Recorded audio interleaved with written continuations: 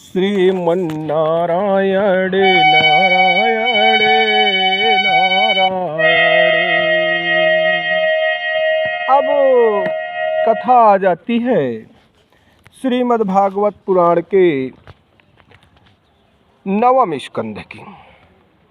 9वें स्कंध में सूर्यवंश और चंद्रवंश का वर्णन है। बताया गया कि ब्रह्मा भगवान से मारीच ऋषि पैदा हुए।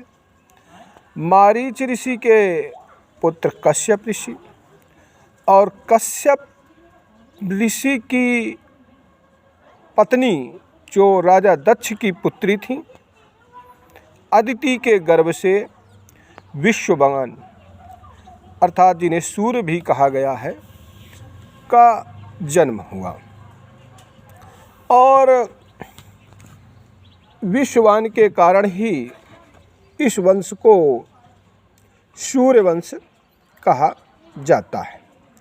फिर तमाम सूर्यवंशी राजाओं का वर्णन है।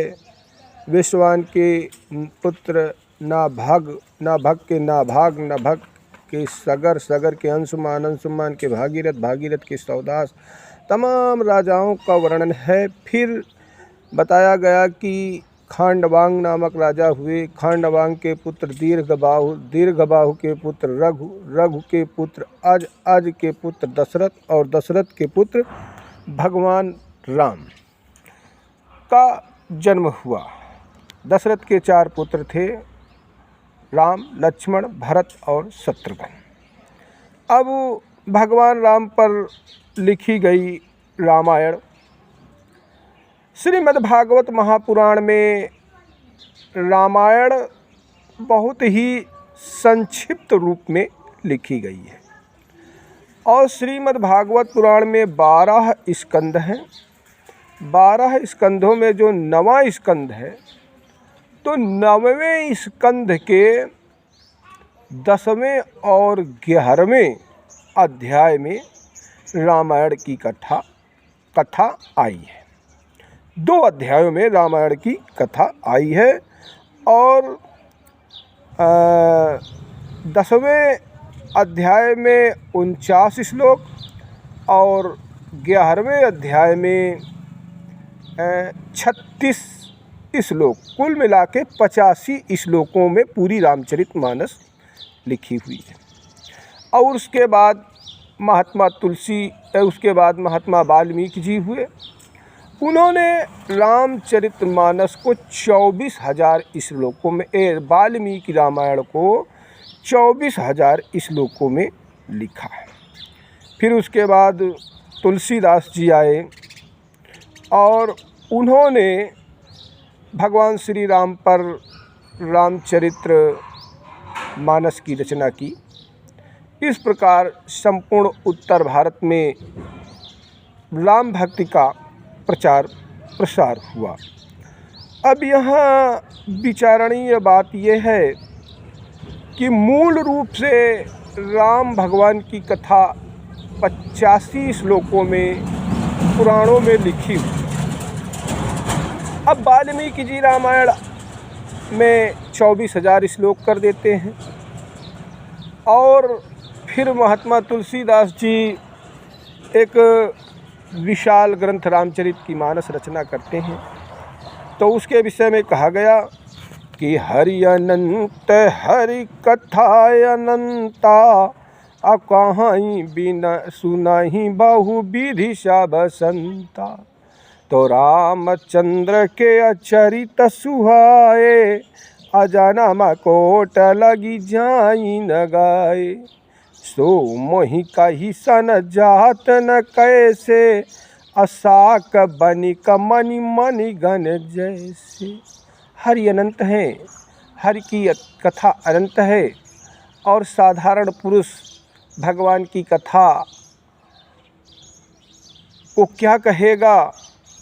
विधि हरि हर कवि कोविद वाणी, ये सब भगवान की अनंत कथाओं का गुणगान नहीं कर सकती हैं। अब उसमें ऐसा बताया गया कि जिससे जितना बना, जिसकी जितनी बुद्धि ग्रहण कर पाई, उसने उतना भगवान का गुणगान किया।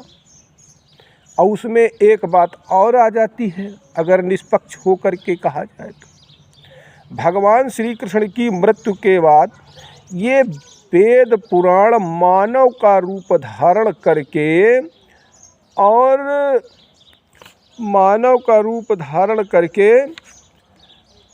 भगवान श्री कृष्ण, जब भगवान श्री कृष्ण धराधाम को छोड़ करके अपने गोलोक धाम जाने लगे, तो ये सभी वेद पुराण मानव का रूप धारण करके भगवान श्री कृष्ण के समक्ष हाजिर हुए और कहने लगे, भगवान श्री कृष्ण आप जब तक रहे तब तक हमारे स्वरूप को कोई विकृत न कर सका। अब इस धराधाम को छोड़ करके जा रहे हैं, पाखंडी लोग हमारे रूप को विकृत कर देंगे, ब्रह्म विद्या को बिगाड़ देंगे। तो उसमें भी ऐसा ही हुआ। भगवान श्री कृष्ण की मृत्यु के बाद कुछ पाखंडियों ने अपना गौरव सुरक्षित रखने के लिए, अपने उत्तराधिकारियों की रोजी रोटी सुरक्षित रखने के लिए, मान सम्मान सुरक्षित रखने के लिए और अपनी जाति का वर्चस्व कायम रखने के लिए इस ब्रह्म विद्या को बिगाड़ दिया। और इस ब्रह्म विद्या में बड़ी चालाकी से अपनी जाति का वर्चस्व स्थापित करने वाली बातें लिखी। तो इस हिसाब से ये ब्रह्म विद्या कुछ दूषित हो गई।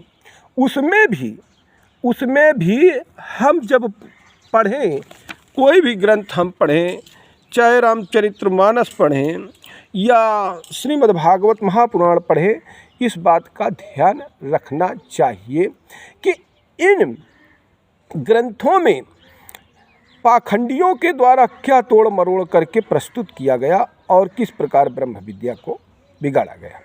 यानी हम कोई भी ग्रंथ पढ़ें, लेकिन जो हिंदू धर्म के 4 सिद्धांत बताए गए हैं, वैदिक सनातन धर्म के 4 सिद्धांत बताए गए हैं, श्रुति, स्मृति, सदाचार और सद्विवेक, यानी धर्म का एक प्रमुख तत्व सद्विवेक भी है। तो हम जब धर्म ग्रंथों का अध्ययन करें तो उनमें जो बात हमारा सद्विवेक अलाउ ना करता हो तो उस बात को ग्रहण नहीं करना चाहिए, नहीं मानना चाहिए। इसमें कोई दोष की बात नहीं है। और रही बात, मगर ये आप कोई बात माने या ना माने, ये आपके विवेक पर निर्भर करता है, लेकिन किसी बात को विवाद का विषय नहीं बनाना चाहिए। क्योंकि सदग्रंथ कहते हैं, साधु वैसा चाहिए जैसे सूप सुभाए, सार सार को गाहि ले, थोथा दे उड़ाए। आप किसी बात को माने या ना माने, हिंदू धर्म, वैदिक सनातन धर्म के सभी ग्रंथों में ये बात लिखी हुई है कि आप सदग्रंथों का अध्ययन कीजिए, लेकिन मधुकर सरिस संत गुणग्राही, जैसे मधुकर भंवरा फूलों से रस रस खींच लेता है, सुगंध ले लेता है, उसी प्रकार व्यक्ति को अपने मतलब की बातें अपने मन मस्तिष्क में एकत्रित करनी चाहिए और जो बातें उसका विवेक अलाउ ना करता हो, उसकी अनुमति ना देता हो, उसे ग्रहण नहीं करना चाहिए। यही वैदिक सनातन